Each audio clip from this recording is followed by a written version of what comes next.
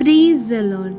യോഹന്നാൻ എഴുതിയ സുവിശേഷം 13-ാം അധ്യായം. പെസഹ പെരുന്നാളിന് മുൻപേ താൻ ഈ ലോകം വിട്ട് പിതാവിൻ്റെ അടുക്കൽ പോകുവാനുള്ള നാഴിക വന്നു എന്ന് യേശു അറിഞ്ഞിട്ട് ലോകത്തിൽ തനിക്കുള്ളവരെ സ്നേഹിച്ചതുപോലെ അവസാനത്തോളം അവരെ സ്നേഹിച്ചു.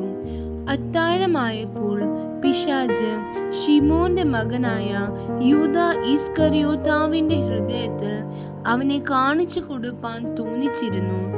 പിതാവ് സകലവും തൻ്റെ കയ്യിൽ തന്നിരിക്കുന്നു എന്നും താൻ ദൈവത്തിൻ്റെ അടുക്കൽ നിന്ന് വന്ന് ദൈവത്തിൻ്റെ അടുക്കൽ പോകുന്നു എന്നും യേശു അറിഞ്ഞിരിക്കെ അത്താഴത്തിൽ നിന്ന് എഴുന്നേറ്റ് വസ്ത്രം ഊരി വച്ച് ഒരു തുവർത്ത് എടുത്ത് അരയിൽ ചുറ്റി ഒരു പാത്രത്തിൽ വെള്ളം പകർന്ന് ശിഷ്യന്മാരെ കാൽ കഴുകുവാനും അരയിൽ ചുറ്റിയിരുന്ന തുണി കൊണ്ട് തുവർത്തുവാനും തുടങ്ങി.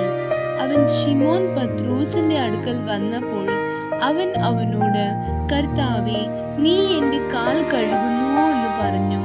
യേശു അവനോട്, ഞാൻ ചെയ്യുന്നത് നീ ഇപ്പോൾ അറിയുന്നില്ല, പിന്നെ അറിയുമെന്ന് ഉത്തരം പറഞ്ഞു. നീ ഒരു നാളും എൻ്റെ കാൽ കഴുകുകയില്ല എന്ന് പത്രോസ് പറഞ്ഞു. അതിന് യേശു, ഞാൻ നിന്നെ കഴുകാഞ്ഞാൽ നിനക്ക് എന്നോട് കൂടെ പങ്കില്ല എന്ന് ഉത്തരം പറഞ്ഞു. അപ്പോൾ ശിമോൻ പത്രോസ്, കർത്താവേ, എൻ്റെ കാൽ മാത്രമല്ല കൈയും തലയും കൂടെ കഴുകണമേ എന്ന് പറഞ്ഞു. യേശു അവനോട്, കുളിച്ചിരിക്കുന്നവന് കാലല്ലാതെ കഴുകുവാൻ ആവശ്യമില്ല, അവൻ മുഴുവനും ശുദ്ധിയുള്ളവൻ. നിങ്ങൾ ശുദ്ധിയുള്ളവരാകുന്നു, എല്ലാവരും അല്ലാതാനും എന്ന് പറഞ്ഞു. തന്നെ കാണിച്ചു കൊടുക്കുന്നവനെ അറിഞ്ഞിരിക്കെ കൊണ്ടത്രേ എല്ലാവരും ശുദ്ധിയുള്ളവരല്ല എന്ന് പറഞ്ഞത്. അവൻ അവരുടെ കാൽ കഴുകിയിട്ട് വസ്ത്രം ധരിച്ച് വീണ്ടും ഇരുന്ന് അവരോട് പറഞ്ഞത്, ഞാൻ നിങ്ങൾക്ക് ചെയ്തത് ഇന്നതെന്ന് അറിയുന്നുവോ? നിങ്ങൾ എന്നെ ഗുരുവെന്നും കർത്താവെന്നും വിളിക്കുന്നു. ഞാൻ അങ്ങനെ ആകൊണ്ട് നിങ്ങൾ പറയുന്നത് ശരി. കർത്താവും ഗുരുവുമായ ഞാൻ നിങ്ങളുടെ കാൽ കഴുകി എങ്കിൽ നിങ്ങളും തമ്മിൽ തമ്മിൽ കാൽ കഴുകേണ്ടതാകുന്നു. ഞാൻ നിങ്ങൾക്ക് ചെയ്തതുപോലെ നിങ്ങളും ചെയ്യേണ്ടതിന് ഞാൻ നിങ്ങൾക്ക് ദൃഷ്ടാന്തം തന്നിരിക്കുന്നു. ആമേൻ ആമേൻ, ഞാൻ നിങ്ങളോട് പറയുന്നു, ദാസൻ യജമാനനേക്കാൾ വലിയവൻ അല്ല, ദൂതൻ തന്നെ അയച്ചവനേക്കാൾ വലിയവനുമല്ല. ഇത് നിങ്ങൾ അറിയുന്നു എങ്കിൽ ചെയ്താൽ ഭാഗ്യവാന്മാർ. നിങ്ങളെ എല്ലാവരെയും കുറിച്ച് പറയുന്നില്ല, ഞാൻ തിരഞ്ഞെടുത്തവരെ ഞാൻ അറിയുന്നു.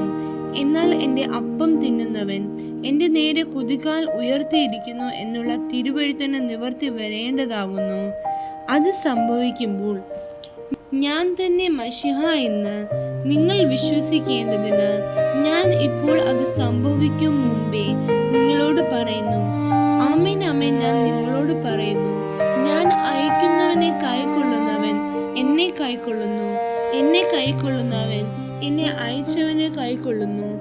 ഇത് പറഞ്ഞിട്ട് യേശു ഉള്ളം കലങ്ങി, ആമേൻ ആമേൻ, ഞാൻ നിങ്ങളോട് പറയുന്നു, നിങ്ങളിൽ ഒരുത്തൻ എന്നെ കാണിച്ചു കൊടുക്കുമെന്ന് സാക്ഷീകരിച്ചു പറഞ്ഞു.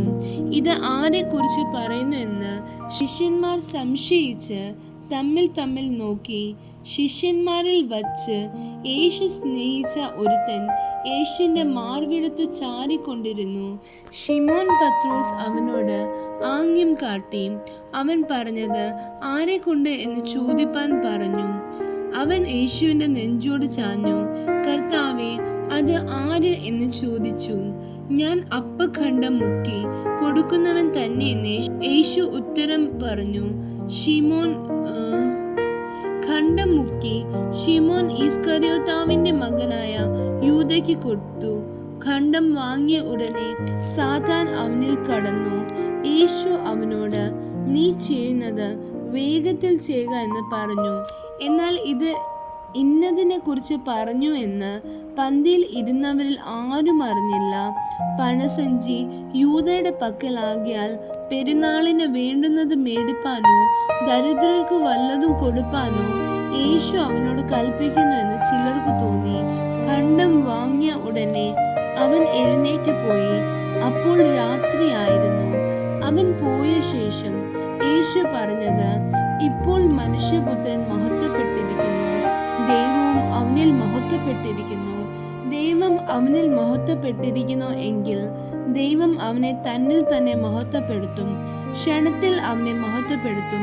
കുഞ്ഞുങ്ങളെ, ഞാൻ ഇനി കുറഞ്ഞോന്ന് മാത്രം നിങ്ങളോട് കൂടെ ഇരിക്കും. നിങ്ങൾ എന്നെ അന്വേഷിക്കും. ഞാൻ പോകുന്ന ഇടത്ത് നിങ്ങൾക്ക് വരുവാൻ കഴിയുകയില്ല എന്ന് ഞാൻ യഹൂദന്മാരോട് പറഞ്ഞതുപോലെ ഇന്ന് നിങ്ങളോടും പറയുന്നു. നിങ്ങൾ തമ്മിൽ തമ്മിൽ സ്നേഹിക്കണം എന്ന പുതിയൊരു കൽപ്പന ഞാൻ